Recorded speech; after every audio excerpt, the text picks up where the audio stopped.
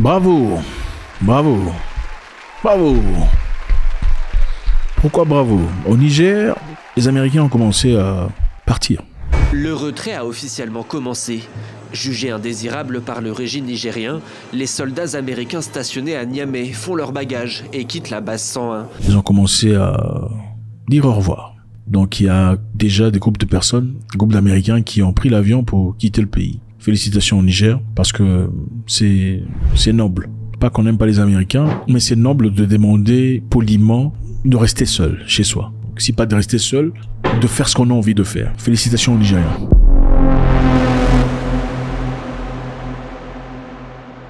Donc les troupes américaines et certains équipements ont déjà commencé à quitter le pays. Leur plan est de retirer tous les équipements mortels, dangereux ou classifiés avant le départ des dernières troupes américaines. Donc le plan américain est d'abord retirer les équipements mortels, dangereux ou classifiés avant le départ des derniers soldats. Classifiés.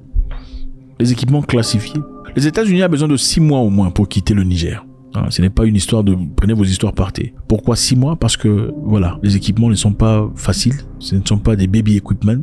Ils ont dépensé 100 millions de dollars pour construire leur base. Les équipements qui s'y trouvent, on a bien qualifié, sont mortels, dangereux ou classifiés. C'est-à-dire, quand on dit classifié, c'est-à-dire que le Niger n'est pas au courant de ces équipements qui sont là. La question qui se pose, c'est est-ce qu'on peut avoir des équipements classifiés aux États-Unis d'Amérique? Classifié, ça pourrait être n'importe quoi. Ça pourrait être une bombe atomique, ça pourrait être une bombe, je sais pas, machin. Ça pourrait être n'importe quoi. Mortel, ça pourrait être biologique, ça pourrait être, enfin, on dit pourrait être, pourrait évidemment. Mais est-ce que c'est logique d'avoir chez soi à la maison des gens qui ont des choses que vous ne connaissez pas? Nous posons juste une question très logique, n'est-ce pas? Vous invitez quelqu'un chez vous ou pas? Une personne vient gentiment chez vous. Vous vivez en paix pendant un temps. Ou une personne vient vous aider à améliorer votre situation, à réparer le courant ou tout le bazar. Dans ce cas, on vient vous aider à vous entraîner. Mais la personne vient chez vous à la maison, habite chez vous, dans votre chambre, pendant assez longtemps. Vous lui demandez de partir, il dit ok, je partirai sans difficulté. Mais j'ai besoin de 6 mois. J'ai besoin de 6 mois parce que j'ai des équipements classifiés, c'est-à-dire des choses que tu ne connais pas dans ta maison. Est-ce que ça a un sens logique? Je me pose la question. Je pense qu'il est important de se poser la question. Au Niger, pour le contexte, pour ceux qui ne comprennent pas, il y a quelque temps, le gouvernement de Mohamed Bazoum avait été renversé par un gouvernement beaucoup plus en phase avec la population. Nous, forces de défense et de sécurité, avons décidé de mettre fin au régime que vous connaissez. Mohamed Bazoum était accusé de donner des opportunités aux étrangers, c'est-à-dire de négliger sa population pour le bénéfice des étrangers. Alors il fallait un renversement de vapeur très immédiat. Après ce changement, les militaires français stationnés au Niger n'étaient pas tout à fait dans les bonnes côtes des Nigériens. Après que le Niger ait demandé la présence de l'ambassadeur français pour communication, celui-ci a complètement snobé. Peu après, on lui a demandé de quitter le pays et il n'a pas réagi. C'est le Quai d'Orsay qui a réagi en retour disant qu'il ne reconnaissait pas la présence ni la légitimité du gouvernement actuel.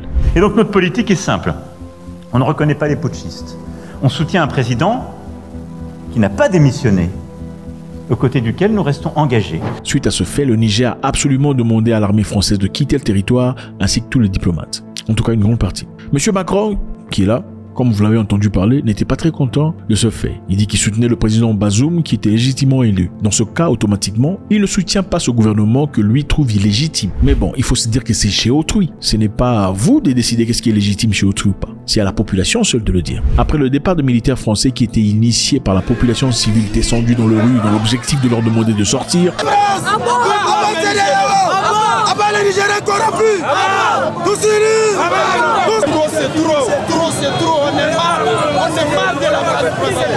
au nom de tout le peuple nigérien, on est très fiers du départ de l'armée française et son ambassadeur.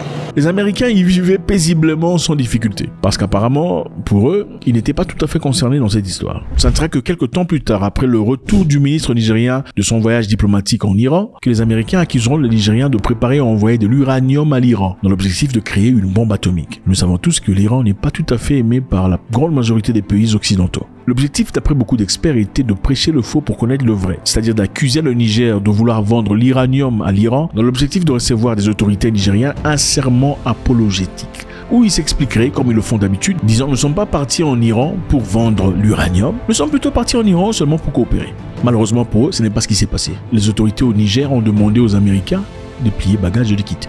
Le Niger est illégal et viole toutes les règles constitutionnelles et démocratiques qui voudraient que le peuple souverain, notamment à travers ses représentants élus, soit consulté pour l'installation d'une armée étrangère sur le territoire national. Parce que d'après eux, ce n'est pas à vous de nous dire qui seraient nos amis ou pas. Sommes-nous obligés de vivre selon vos préceptes? Nous ne sommes pas des enfants après tout. Le gouvernement nigérien avait-il raison de demander aux Français de quitter? 2. Le gouvernement nigérien avait-il raison de demander aux Américains de quitter, suite aux commentaires faits par le diplomate américain, qui était suivi d'une délégation des diplomates américains essayant d'apaiser la situation avec les autorités nigériennes pour que les bases américaines restent au Niger? Maintenant, nous savons que beaucoup de personnes s'y attendaient pas. Beaucoup de personnes s'attendaient à une situation beaucoup plus précaire, mais le Niger l'a fait. Pour accélérer le départ des Américains, le Niger a invité des militaires russes dans la même base que les Américains. The Russians are in a separate compound and don't have access to U.S. forces or access to our equipment. And this is something that, again, I'm always focused on the safety and the protection of our troops, something that we'll continue to watch. But right now, I don't see a significant issue here in terms of Air Force protection. Évidemment, en parlant d'inconfort, j'aurais du mal à m'imaginer une situation plus inconfortable pendant que les Ukrainiens, soutenus par les Américains, se battent contre les Russes en Ukraine. Voir dans sa base militaire en Afrique la présence des mêmes Russes qu'en combat en Ukraine est très inconfortable. Donc, pour finir, les Américains ont plié bagages et ont commencé à partir. Avec honneur et politesse et gentillesse et sympathie, c'est très bien, on aime ça. Seulement, il faut 6 mois pour le faire. Parce que d'après eux, il faut tout enlever, okay? Il faut tout prendre. Il faut prendre tout ce qu'il y a de mortel, de létal et de dangereux et de classifié. Et ça, je pense qu'à un moment donné, il faudrait se poser la question de savoir, est-ce que abriterez-vous chez vous des gens qui ont des histoires qui sont classifiées? Pour l'interrogation.